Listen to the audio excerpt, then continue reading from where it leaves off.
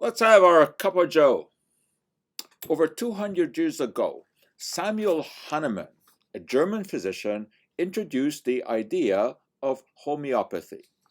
His notion was that a substance that in a healthy person can trigger symptoms can cure those symptoms in a sick person if that substance is sufficiently diluted. Well, diluted to the extent that there's hardly a trace of the original material left. The idea that potency increases with dilution flies in the face of everything we know about chemistry and biology. However, I think there's unanimous agreement that homeopathic solutions cannot produce any toxic reaction, because after all, how can non-existent molecules produce a toxic reaction?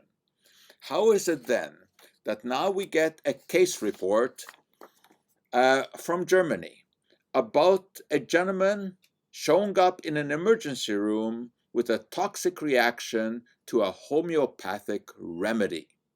Well, in this case, the remedy was based on belladonna, Atropa belladonna, which is a plant better known as deadly nightshade, because the active ingredient in that plant, atropine, can cause stomach problems.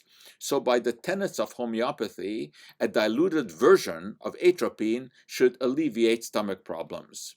And that's the condition that the man had. He was suffering from stomach aches, and an alternative practitioner therefore prescribed a homeopathic remedy based upon belladonna.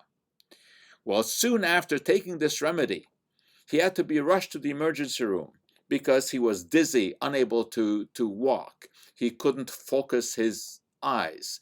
And in general, I mean, he was just feeling terrible.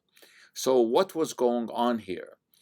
The doctors in the emergency room took blood samples and determined that he had an extremely high dose of belladonna, that is of atropine, in his bloodstream.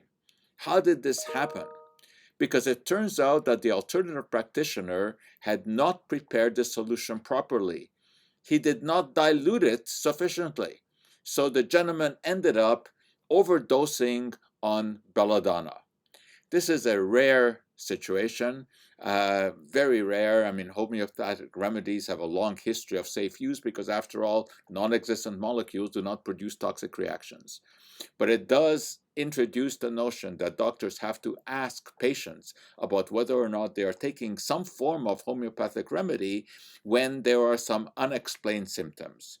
It is a rare situation where there was a manufacturing problem, but it occurs. Thanks for listening. We'll see you next time.